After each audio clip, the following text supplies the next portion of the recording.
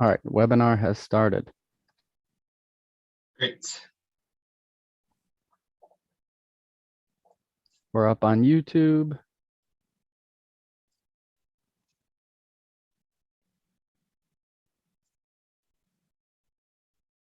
And we're up on Facebook.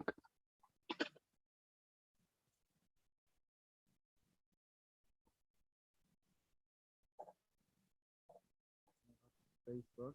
All right. Eric, how's it going? I'm good. Good today. How about yourself? Pretty good. I'm in Cleveland, Ohio, US. And where are you in the world? Vancouver. We're the Vancouver. Link headquarters. Yes, yes. Are you from Vancouver? Yeah. Yeah. Awesome. Awesome. So welcome, guys. We got some people strolling in.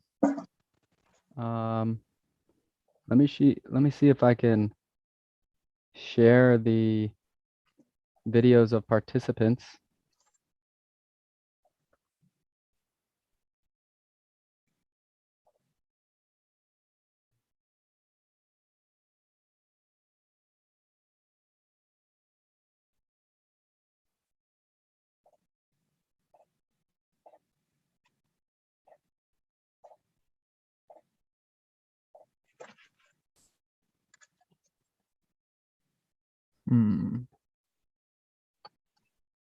Okay, do you see other participants?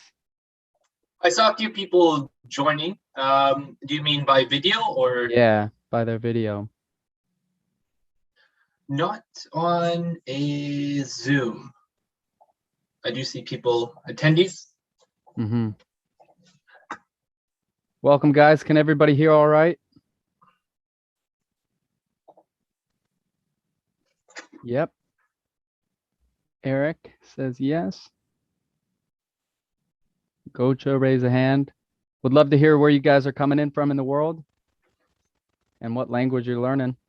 I'm learning Spanish. Eric, you're learning Japanese. Is that right? Yeah, still grinding away. Still grinding away. Japanese. Let's see. Eric Van Denachte. That's a not an easy one. From Georgia, US, and studying Swedish. Gocha from Georgia, learning English. Let's see.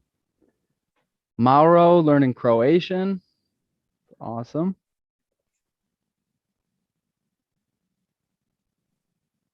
Mauro is from Chicago. Renee from Germany learning multiple languages. Very cool. Philip learning Chinese. Jean from Florida in the US learning French and Brazilian Portuguese. Awesome. And Philip from Germany. Welcome, everybody. Glad to have you here. So this is a live stream, part of the 90-day challenge. We're going to be doing a live stream every Monday in September, October, and November. Last week we had the first live stream and we discussed just an introduction to the 90-day challenge. You know, the rules for the challenge, they're pretty simple. Just increase your coins.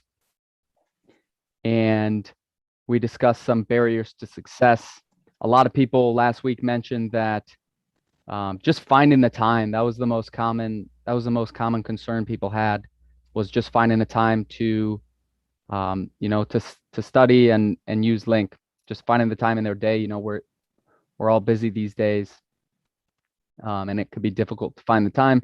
But luckily, you know, with Link, you got the web app, you got the mobile app, so you can, you know, pretty much fit it in whenever you can, whether that means, you know, listening to some lessons, listening to your playlist on your commute to work, or just, you know, taking a few minutes in the morning or afternoon or evening, whenever, to go through a lesson and create links. That's what I like to do. I like to do it in the morning, and then before lunch and dinner, and then sometimes in the evening, especially if I haven't hit my link goal for the day. then I will make sure to do that before I go to bed. And I usually read a book before bed. So before I do that, I want to hit my links goal, but I usually get it done before that. But I know, so I don't know if you guys are in the forum. I'm going to share my screen real quick.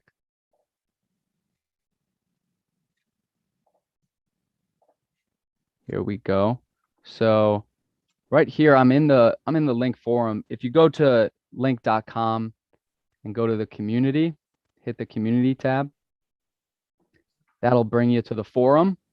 And then we have a bunch of threads here. This one, the best language learning sites and content to import it to link. I think you created that, huh, Eric? Yeah.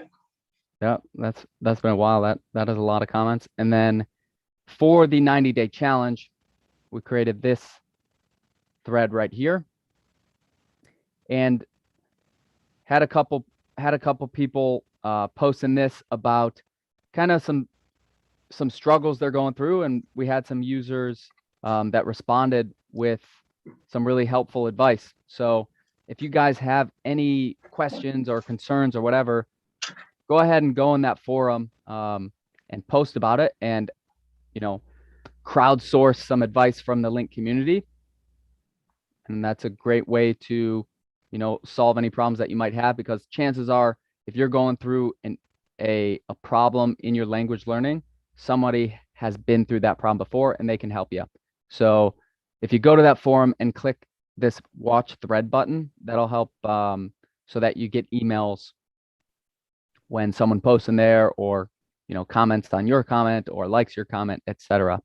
So yeah, this user Tand R Ward was discussing how a lot of people say if you're living in a foreign country, it's a lot easier to learn the language, and that's true. Or it certainly helps with immersion, but a lot of times when you're in the foreign country, people don't really have a lot of times people don't have the patience to kind of walk through you and be a teacher while you're learning. So it can be difficult to find partners for that.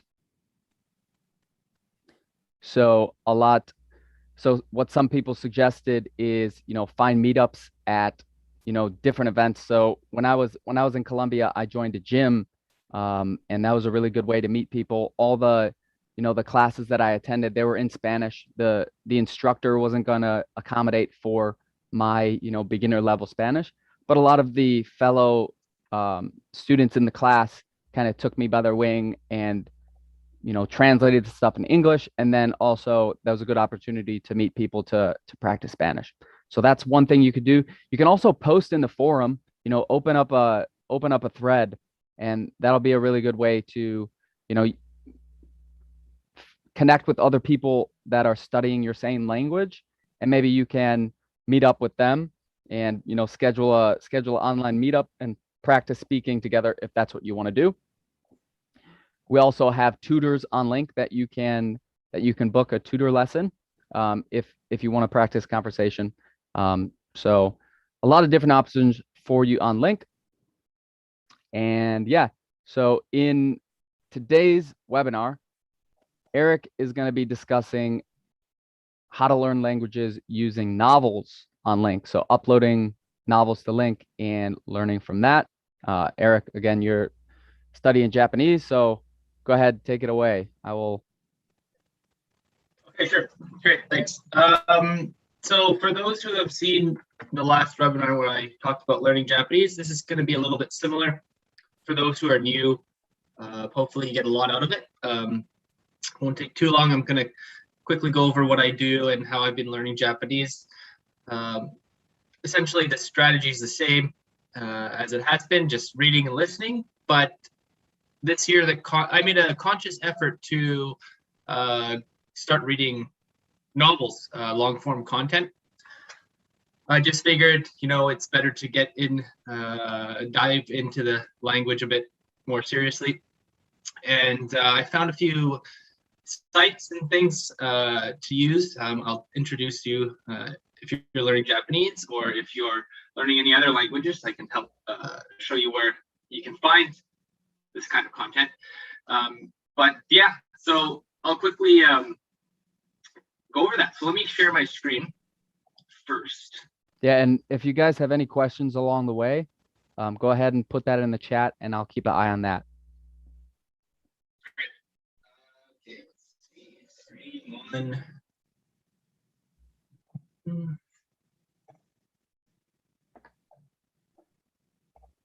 All right. So yeah, as I said before, I'm going through light novels now.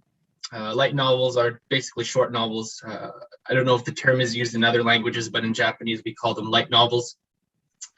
And I think I'm on my 8th or 9th right now. And I would consider myself somewhere around intermediate now with Japanese.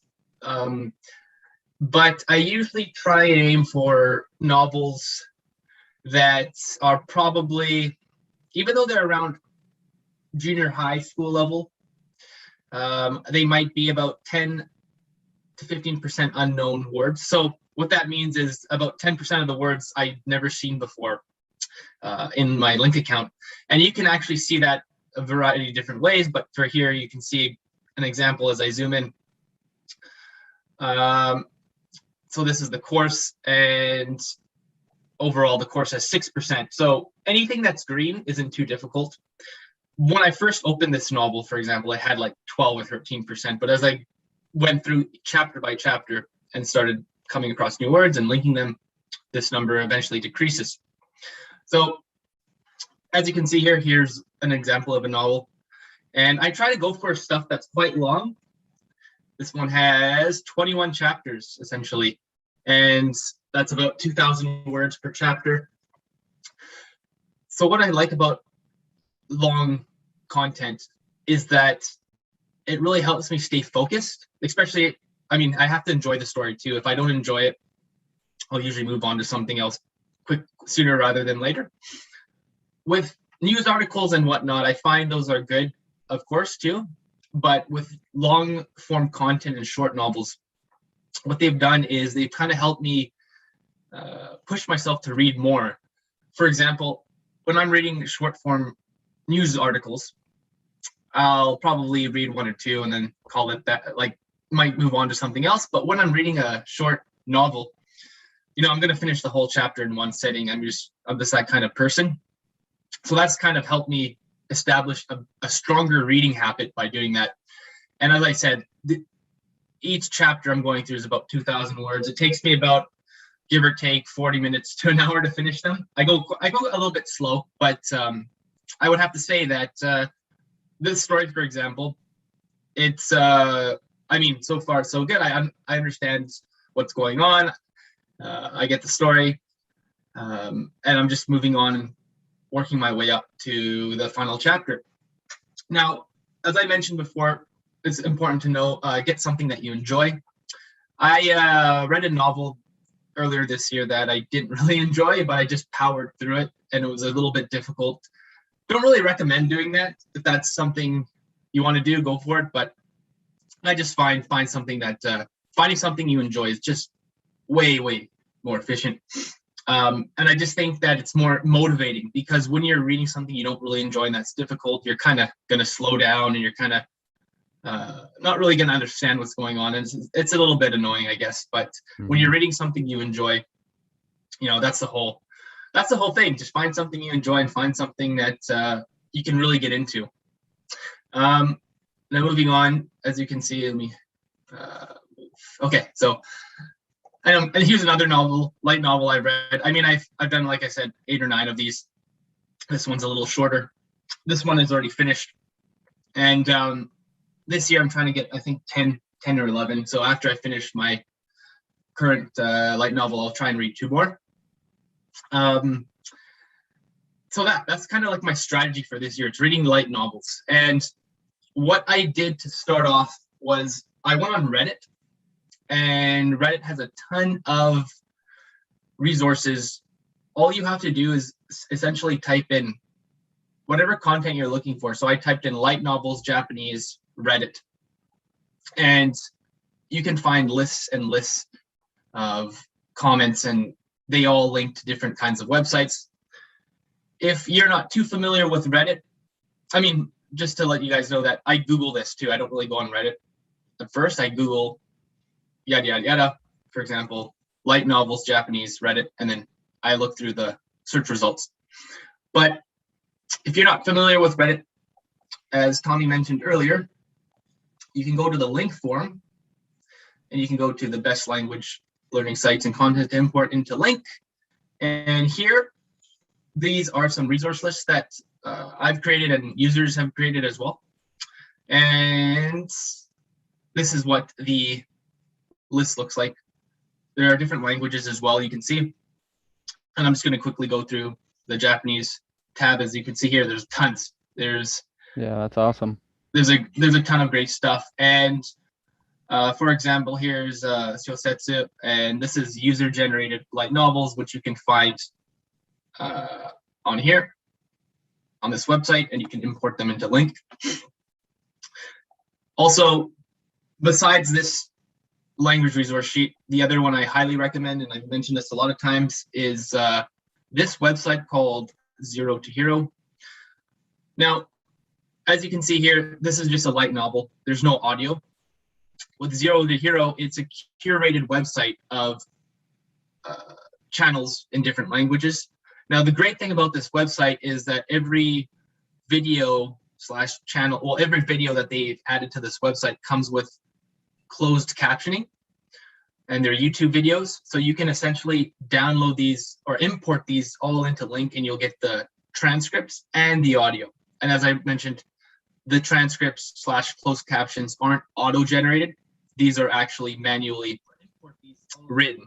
So that's a huge help if you're looking for some content to read and listen to.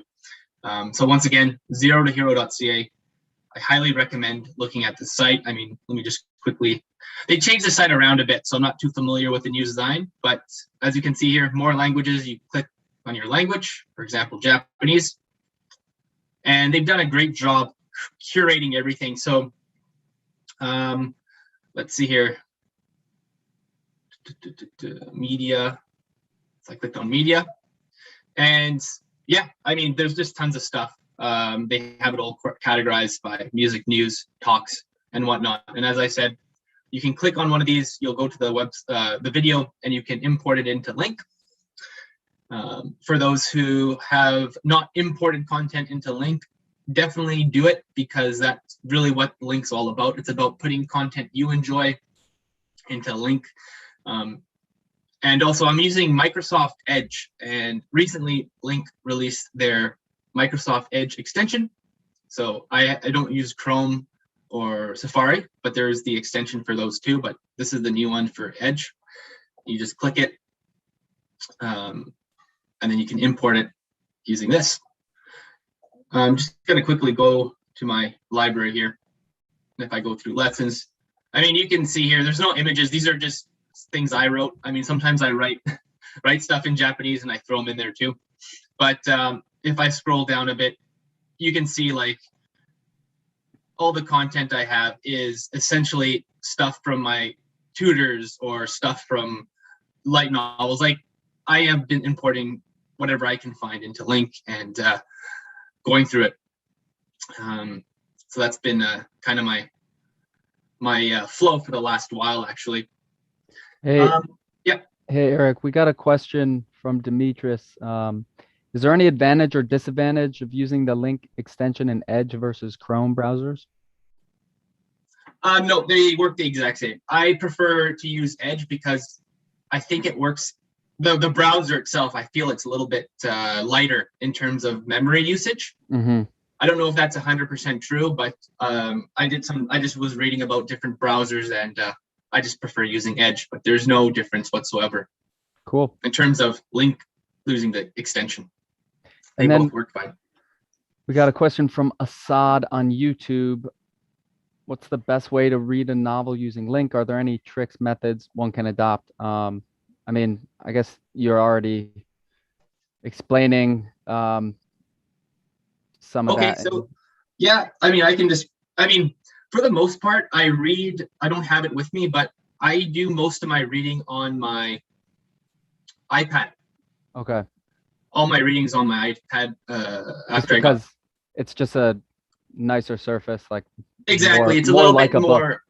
Exactly, it's easier to use when you're sitting down or lying down.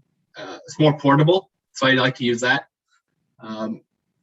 The desktop is actually great too. The desktop is where I import all my content. So I think of it as like the desktop, I organize my library, importing. The iPad is for usually reading most of the time. And then my mobile device, Android, is for listening. So when I go on walks, I'll put on my playlist. Okay. Awesome. Now, I mean, I'll just quickly go over. This is Japanese, as you can obviously see, it's written in a completely different script. And what I do is when I open a lesson for the first time, it'll look like this. I'll go to the settings and I will just quickly uncheck the things I don't need. So I don't want to auto create links. I don't review links. I don't really worry about grammar tagging. Auto play text to speech, I turn that off. I keep this on. So basically this means, well, I'll explain it in a bit, but when you see a blue word in link, you link it to save it. But if you know that word, you can just ignore it and go to the next page, and that will automatically turn it into a white word, like a unknown word. So I'll show you what that means in a bit. I turn off the Asian script, which is the Romaji, which is above the characters. I turn that off, and I turn off spaces, and it looks like this. So it looks cleaner now. Like it's just a cleaner look. And then all I do is I'll just go through it. You can use sentence mode, which is helpful for those who are maybe beginners, because sentence mode, you can use the translate. This is by Google Translate, so it might not be 100% correct, but it gives you an idea of what's going on, which is, for me, more than enough. And as you can see here, I'll just go through what I'm reading. And as I said before, so paging to automatically turning blue words. Let me just see what that was called again. Paging moves to known. So that means instead of having to, if I knew this word, which I can recognize it. So instead of actually linking it or clicking, I know this word, I don't have to do anything. I can just go to the next page and you can see now it's known. So that's kind of a little flow, part of the flow settings that I like to keep me going a little bit faster. So that's essentially it. That's how I go through my short novels, usually in paragraph mode and usually on the iPad. So yeah. Eric, when you upload the novel into Link, when you import it, do those chapters get automatically made? So I'll quickly explain the chapter part. These aren't official chapters. What I mean by that is Link, what it will do, it will split them up because Link only has, each lesson has a maximum amount of words that it can have. And I don't know the exact number, but let's say 2,000. So if you get a book that has 10,000 words, you're going to get 5 chapters, even though that book might have 20 chapters, like originally. But Link will just split it up based on word count. Okay. It's not going to be the, like, if that makes sense. For example, I can go from, okay, so that makes sense. So that, like the chapter titles won't be the chapter titles in like the paperback book won't be the titles won't be the first thing in the Link chapters. Exactly. So if I'm going through this, for example, I might see the chapter name like right here. Okay. And then I'll just keep reading. That's how, yeah. I mean, for example, here, like this is a site that I really love. And you can see here, like this is a light novel. All this, remember, is in the Link resources. And what I'll do is if I find something I enjoy, click the Link extension, make sure the settings on Japanese. Before I click import, I name the course / title. So I'll call it whatever the name of the book is, and I'll click import, and it'll end up becoming this in Link. So yeah, that's quickly that's what I wanted to talk about for light novels. I showed you Zero to Hero, which is that YouTube site, the resources page. I explain, so desktop I use for importing and organizing my library. Reading, I use my iPad, and listening and playlists, I use my phone. So I kind of use all three devices in different ways. Usually import using the Microsoft Edge extension. And yeah, and last but not least, I was gonna mention too, for finding content and kind of getting to know the community, the link has a Discord channel. Highly recommend checking that out, just in case anyone interested in meeting other members of the link platform, So and sharing content. for those who might not be familiar with Discord, can you just briefly explain what that is? Sure. What I'll do is I'll just go to discord.com right now. Awesome. You can still see my screen, I'm assuming. Yep. And I will open it. Now, it's like the forum, but it's like it's a live chat. So when you get into the link Discord channel, as you can see, I've shared our video. Awesome. And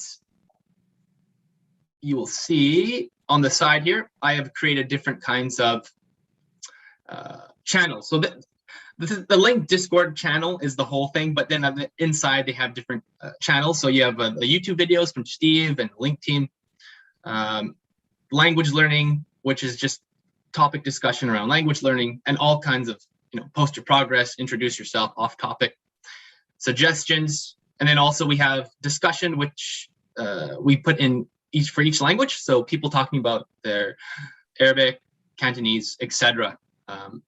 So it's really great. It's a really active community. We have over 1,000 members. So definitely recommend checking that out. I can share the link as well with those who want to join. The link also shares the link once in a while on Twitter, but I'll get the link for those who are interested. Cool. So yeah. So again, how does someone join the Discord channel? Yeah, I will. What I'll do is I'll share the link in the chat right now. Awesome. It's an invite link, so I'll have to create it, which is like, for example, here. I'll just copy this. Cool. And then I'll share that to Facebook and YouTube as well. Perfect. Okay, great. That'd be awesome. Yeah, I mean, other than that, that's pretty much the flow right now. What I do. I mean, just to quickly go over the other stuff. There's tutors on Link, which I use quite often. Also, there's the community tab, which besides the forums, you have writing exchange, which you can, submit your writing. And I find that every time I submit writing, someone's going to check it, which is great. And if you want to see your corrections, you can usually just check your notifications up here. Yeah, I mean, that's pretty much the gist of it. Any other questions out there? Yeah, let's see. So, okay. I see someone asked about generating too many known. So I find that as I'm reading a book, this is from Birdie on YouTube. I find that I'm now reading a book, I'm generating too many unknown words. I'm getting 100 words to review a day sometimes. Does this mean that I'm reading something too difficult? And Mark chimed in. Mark, our founder, CEO at Link, he said, don't worry about creating too many links. You should be creating as many as possible. You don't have to review them using the review tools. If the words you link matter, you will see them again. So yeah, guys, don't worry about creating too many links. You want to create as many links as possible. And kind of the link method is reviewing the links is not what's the most important part. The most important part is when you come across that link, that word on a new piece of content, a new lesson or a new book chapter, you've created that link. So you will, as you see it more and more, you'll start to become more and more familiar with it.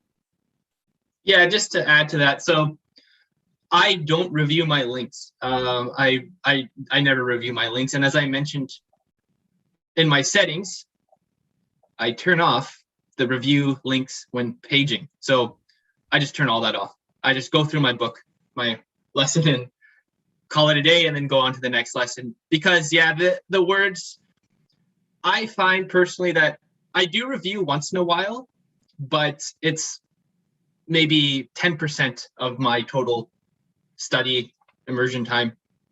The words that are important will pop up over and over again, and it's one of those things, like you're going to read a book about a fantasy book, and then you're going to read a book about auto parts, whatever. Like, for example, you could read two different kinds of books, but they're going to have completely different vocabulary, and whatever you're interested in more, you'll see more of, and those will pop up more, and you'll notice patterns, and the most frequent words will pop up the most.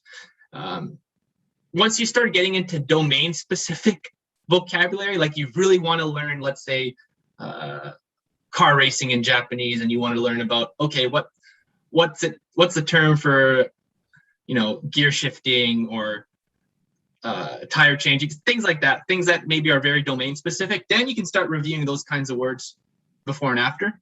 But like I said, just create your links, keep going, and you will eventually start to pick up the most common words. And the more you read, the more you listen, it's a given. You're going to get better regardless of doing link reviews or not. You're just going to get better if you read more, because essentially you're reviewing as you read. You're reviewing the common words. Right. In the context of a meaningful.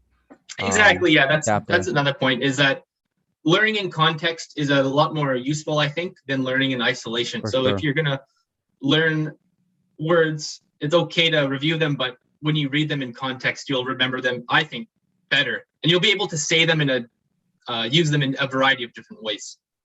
Yeah. Yep. And when you recall a word, you'll probably also recall all the words that were in that sentence, or the whole story will come back as you learn more and more, and the language becomes more and more real. That's obviously not going to happen in the beginning, but. Exactly. Yeah. I mean, there's I forget what the term is, but Stephen Krashen talked about this, because adults, we kind of overanalyze a lot of things. And I forget exactly what the term he calls this, but one of the reasons why adults have a hard time learning a language is because they get discouraged quick, or they try and make sense of things that really might not have any logic to them when it comes to language learning. For example, when it comes to Japanese, you'll see the same character for like Chinese characters or Japanese characters, kanji. Even if they look the same, depending on where they're placed, they'll sound different. And that's just a memory thing. That's just just context. That there's no logic behind it. It's just there's no easy rule. No, exactly. Yeah. So that's exactly why some adults have trouble, because there's not really a logical explanation. But as Stephen Krashen said, you just have to get over that and keep going. Yep. Yeah. Awesome. Let's see. So Mauro in Zoom asks, can you post the link to the light novel site? Sure. Yeah. What I would do? Okay. I'll share this link. But if you, I already put the spreadsheets in Zoom.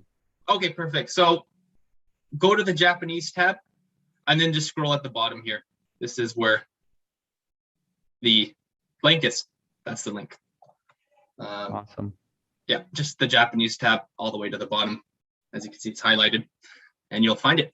And there's tons of other stuff too. Cool. Yeah. Hope you got that, Mauro. Eric said he thinks what the other Eric in Zoom says. I think it's called incidental learning. Maybe. What you were talking about. Yeah, it might be something like that. I forget the term, but he talks about it, and I totally believe it. I think and then Nicole asks, can you import podcasts? I can't watch video content. Or can I watch video content? You can import podcasts. That's true. Oh yeah, so I'll actually show that, because that becomes a little trickier. Okay, so there's two ways to import podcasts. Well, that I do. The easiest way to import a podcast is if that person has put their podcast on YouTube and has put the closed captions inside the YouTube video. Well, let me show you quickly what I mean by that. So YouTube. So say, okay, so here's a Japanese podcaster. I know she's made videos with closed captions, and I think she still does. Perfect. Okay, so this is her podcast on YouTube, and she has it in Apple. So first thing I would do when you want to import a podcast, see if it's on YouTube and see if the person has put in the closed captionings. So all you have to do is click here, subtitles, and find the language. Make sure it does not say auto-generated. If it does say auto-generated, that means it's added by YouTube, which probably won't be 100% correct, especially in Japanese. So click Japanese. And now I can see as she talks, there's the transcript essentially. So what I do now is I just import this. I just go here, my import extension. I've imported her podcast before, I believe, but I will start it again. So new course.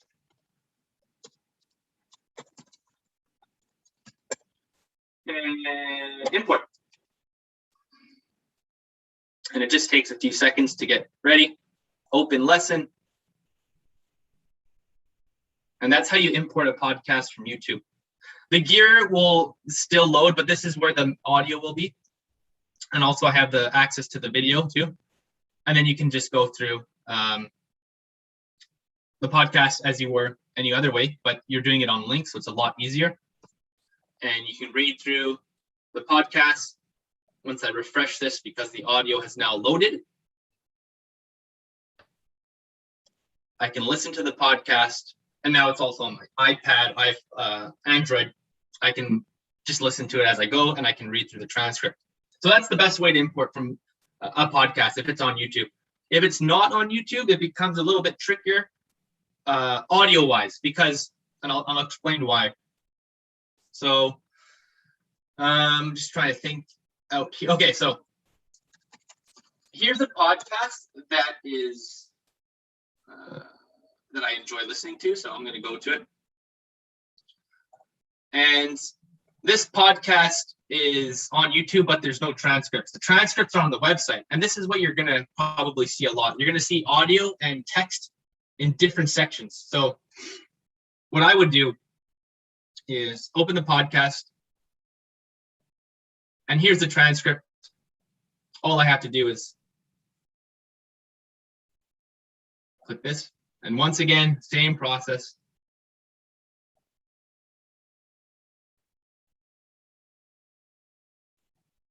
I will write the course name.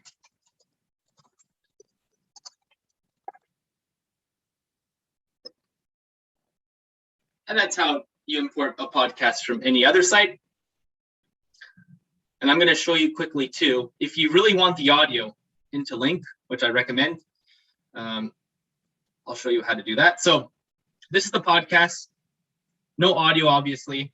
The audio is here, but I guess you could download it from, I don't know what this is. This is from Anchor, so it might be tricky. I don't know if I can directly download it. What I usually do is I search for the podcast on Google.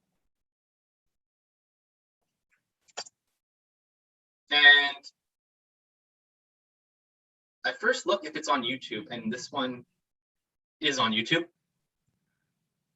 And as I mentioned before, you can download it from YouTube, but this podcast in particular doesn't have Japanese closed captionings that are auto-generated. Oh, maybe she started doing them. Anyways, pretend they don't have closed captionings. What you could do is you can actually open the video, copy the link, and you want to just download this audio. What you can do is you can just go YouTube to MP3. Convert the audio. This is kind of a quick hack if you want to just put in the audio to your lesson. And you can do this for any lesson. Once you import text and there's audio afterwards that you find, you can always add the audio to the lesson at a later time. So I'm going to show you how to do that because it's really helpful. Just gives us time. I'm just going to refresh because usually this takes few seconds to do.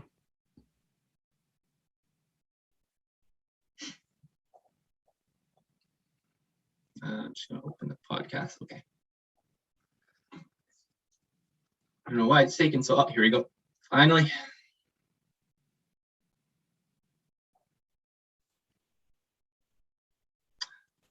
Well, I'll show you what I would do if this ever starts to download, but there we go. Download. Perfect. Okay, perfect. It's downloaded. Now, what you'll want to do is you'll want to edit the lesson and add the audio into the lesson. Edit lesson. So you click those three dots there. Here's the lesson editor. All you do, upload audio file, boom, all the way down, save and open.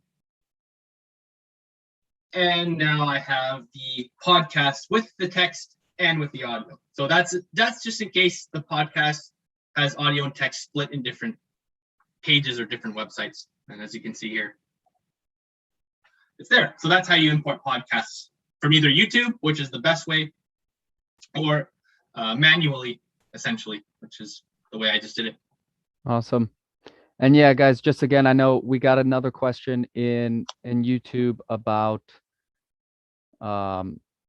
if there's no subtitles in the video, then you can't upload it. You need subtitles in your target language to import a video from YouTube into Link. Yeah, so just think of Link as a text first. So the minimum requirement for a lesson is text. Then if there's audio, you can add the audio after. Mm-hmm. A question from Chris. Most of the Arabic books on Link are religious books that don't interest me. How can I get lighter material into the feed?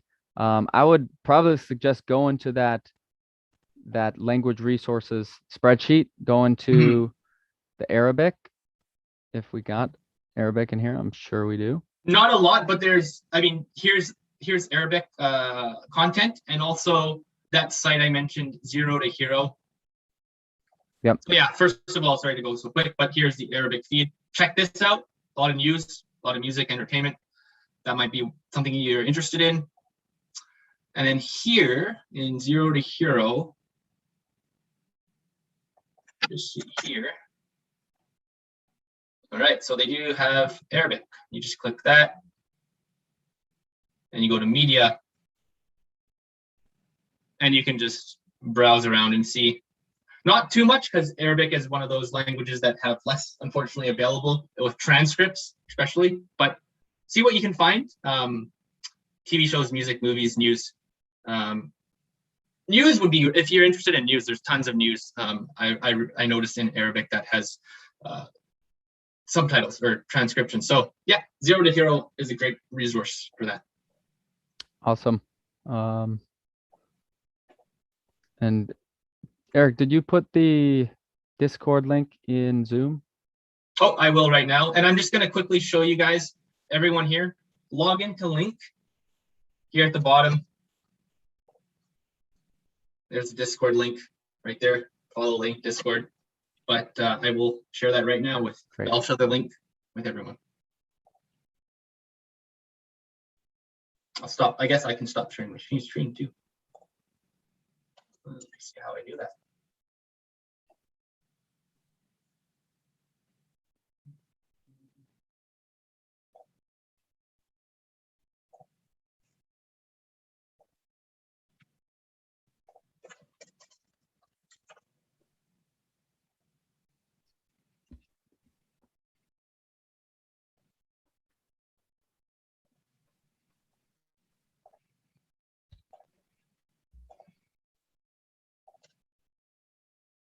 Okay, I've shared the link. Awesome.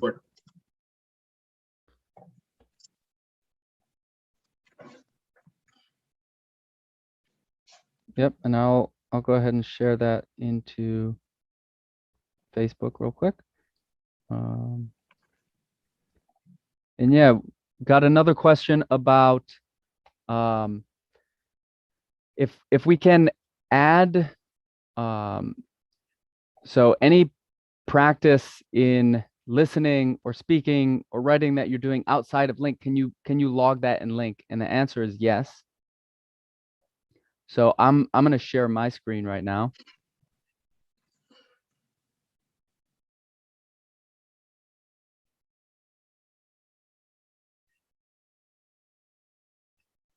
All right, so I'm here,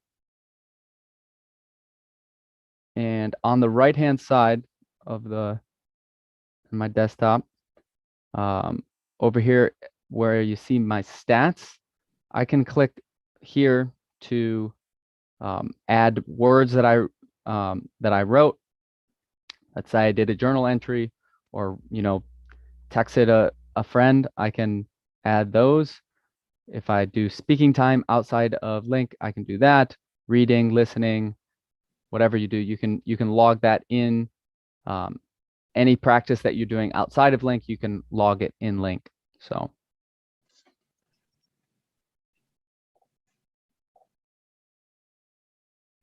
let's see. Do we have any more questions, guys?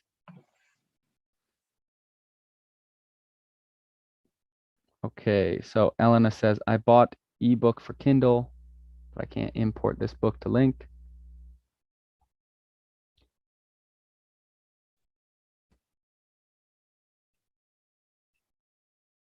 And then we got a question. Okay, where again are you able to add words you type in manually? I missed the initial cue. Okay, Eric, I'm gonna share my screen again. Eric Van de Ganachta. Okay.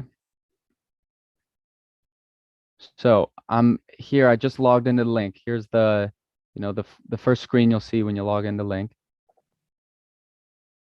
Or actually, you would see my lessons. But I am. If you scroll over to the right, where it says statistics, go down. Keep going down. Here you see the active challenges that I'm in. Here it shows known words and then statistics. And so you can add it for listening, reading, writing, and speaking. So again, it's on the first feed page. You're just going to scroll down on the right-hand side under statistics. You can log those hours or any activity you're doing, any language learning activity you're doing outside of Link.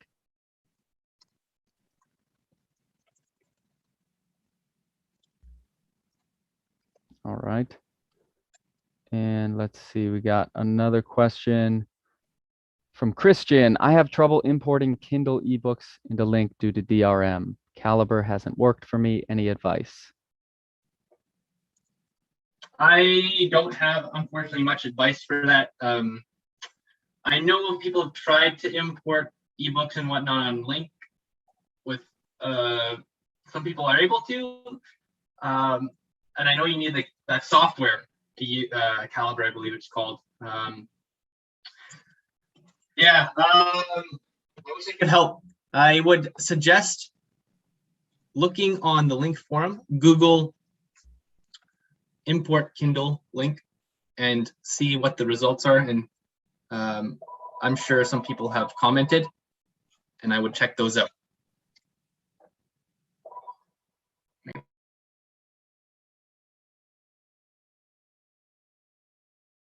All righty, guys.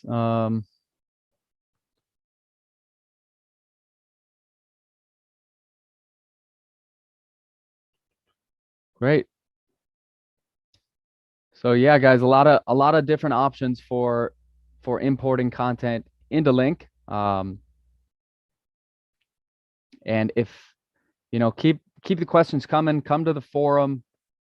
Post in the forum if you have any questions that we didn't answer today, or you can email us, email me, thomas@link.com. Send me email. We're gonna be doing these live streams every Wednesday for the next several months, and every week we'll be presenting on different topics. And if you come along, come with your questions, concerns, and we'll do our best to get to them. So Eric, thanks so much for presenting today on your you know, your process for learning with light novels. Yeah, no problem. Thank you very much, guys. And thank you everybody for attending. Thanks. We'll be doing another live stream next Wednesday. We'll do it at a later time. So instead of at 10 a.m. Pacific, we're going to be doing it at 4 p.m. Pacific. So, you know, we got linkers all across the world. So we want to make sure that we're alternating to allow for different time zones to come in. But hopefully you guys can make it too. Elizabeth from Link will be on next week. So thank you very much, guys. If there's any more questions, just, you know, there's a lot of different ways to get a hold of us. Again, reach out to me at thomas@link.com. Comment on Facebook, YouTube. So thanks, guys. Have a good day and happy linking. Thanks, guys.